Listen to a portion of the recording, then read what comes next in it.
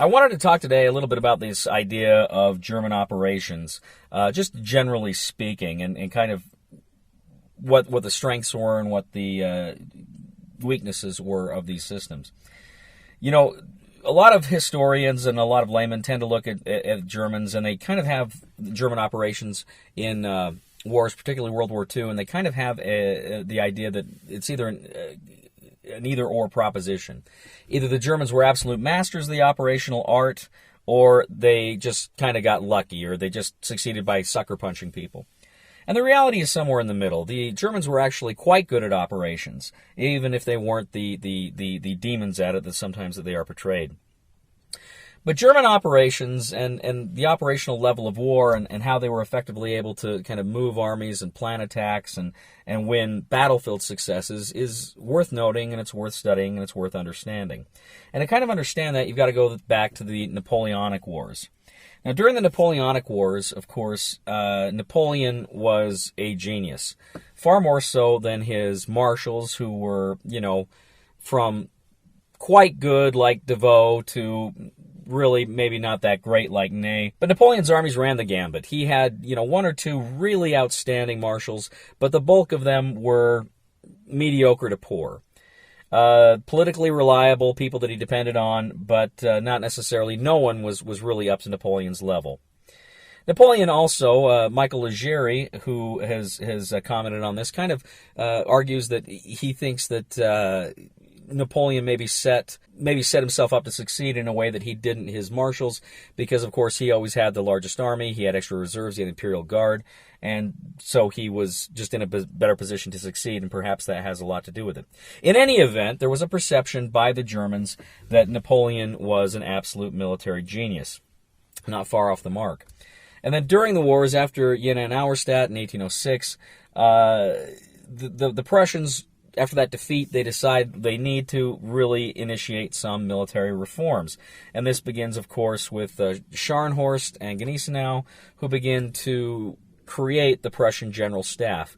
And as I believe Trevor Dupuy stated, the point of creating the Prussian General Staff, later the German General Staff, was to, in effect, institutionalize military excellence, to create a way of thinking that emulated Napoleon's way of thinking. If you could create a system like that for all your officers to be thinking on the same page in the way Napoleon thought, you will create a superior military system, a superior military planning and command and organizational system. And this is really the genesis of the successful German operations in years to come. Now, a big part of the development of German operations is this notion of Auftragstaktik. Now, Auftragstaktik is a German word that translates very loosely as mission orders into the English. And that kind of really doesn't do it justice, because it's not simply a way of writing orders. It's not simply a way of conserving time on a battlefield by giving concise orders. But it's kind of a philosophy. It's a philosophy of a higher general, a higher commander, trusting his subordinates, knowing that they will be thinking along the same lines he will, and therefore giving kind of some latitude in how the subordinates are going to approach a problem. I think it was Robert Citino in his the German Way of War. He kind of makes a note talking about this notion of Auftragstaktik that I think it was von Moltke, the elder, who kind of really was one of the great Prussian generals. During the Wars of Unification in the 1860s, he would give an order. He would say to a subordinate, "I want to have dinner in that city by tomorrow night." And in doing so, the von Moltke was essentially saying, "Here's your objective and here's your timetable." And he left it to his subordinates to kind of figure out exactly how they were going to take it. And there was enough shared understanding of war and the realities of war and German arms and what they could accomplish, that they would probably both arrive at the same conclusion. They'd probably both arrive at the same ideas, and therefore the ranking general could trust his subordinate general to carry out the plan, to carry out that mission successfully. So this idea of subordinates and their ranking generals kind of arriving at the same conclusions and being able to kind of carry out operations in a similar way. This one of the great examples of this is in 1914. When von Prittwitz, who was the commander of the 8th Army in East Prussia, charged with holding back 2 Russian armies that were steamrolling toward Berlin, he kind of has von Prittwitz kind of is scared, and he orders a kind of a fallback and essentially handing East Prussia over to the Russians.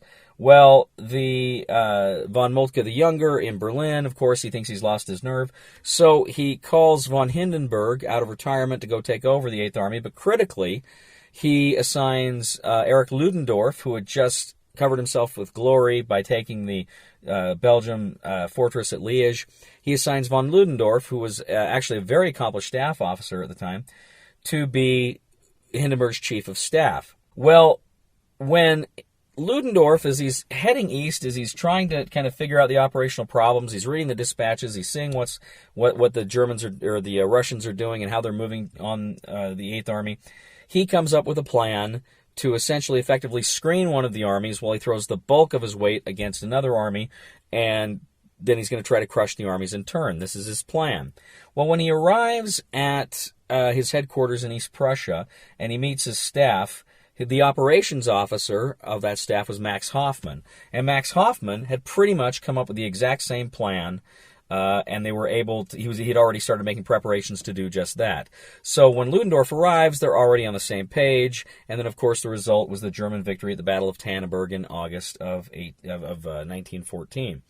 So again, that's an example of kind of the way this staff planning and the staff work benefited German operations in that particular war. Now, these kinds of ideas didn't necessarily resonate in the American system. For instance, if you look at Jörg Munth's great book on the command culture, I think it's called, about the way American soldiers and German soldiers go through the military academies and receive their educations. He did a great job in that book, and he points out a lot of the key differences that happen here. But you kind of see how these differences really take shape on the battlefield. For instance, in his memoirs, Omar Bradley, who commanded the 12th Army Group, he said, in my capacity, I'm paraphrasing here, he said something like, in my capacity as commander of the 12th Army Group, I exerted the tightest control over Patton and Hodges, the commanders of the 3rd and the 1st Army, respectively. And that was true. Bradley was a micromanager. He was sometimes bypassing Hodges altogether, talking with corps commanders like Giraud, and they were directing, he wanted to know exactly what the divisions were doing, and he was directing movements of regiments. And that was kind of disastrous, too. And Hodges kind of course, put his seal of approval on it, but Bradley had no problem bypassing his subordinates there. What happened in the Hürtgen Forest, obviously, was a bloodbath for the Americans. And I'm not saying that's across the board. Certainly there were good American commanders who had a little more faith in their subordinates, but it wasn't as inculcated in the American system, this idea of Auftragstaktik and trusting your subordinates in the way it was in the German army since the beginning of the general staff system. Which is not to say the Germans didn't have their own problems. Certainly Hitler did not trust his generals as the war went on. He increasingly, of course, had more and more contempt for them, and during the Battle of Stalingrad, he was actually directing, tactical units on the board. So he certainly was a micromanager in that sense. But of course Hitler was not trained by the general staff. He was outside that system and he thought he knew better. And of course, that was disastrous as well. The German general staff and the idea of operations, there was so much of an emphasis on operations that a lot of other necessary parts of modern warfare were often neglected by the Germans. They neglected operations, in building up operations, they often neglected logistics, and they often neglected intelligence. And these were problems that were really going to come back to bite them during the Russian campaign during World War II. It also kind of, the fact that the army was going into Russia and it couldn't really supply itself, and they knew, the generals knew they couldn't supply it, that ultimately kind of meshed with kind of the Nazi anti-Slavic racial garbage that the Nazis promoted. And so it kind of gave the army license to live off the land, and that was one of the reasons for a lot of the brutalities in the East. But still, there's some remarkable triumphs that the Germans have in both world wars because of the ideas of the general staff training and the operations. Perhaps von Manstein's backhand blow at Kharkov in 1943, his stabilization of the line really after Stalingrad. It was pretty scary. He's able to stabilize the line. So I mean that's quite compelling there as well. Certainly the German operational successes in 1940 against France also were quite remarkable. I mean, I could spend a long time just talking about all that, but it's kind of out of the scope of what I wanted to discuss today. One of the biggest problems of German operational thinking is it was just that. It was operational thinking. A lot of the times, German leaders would think in terms of how can we win the next battle?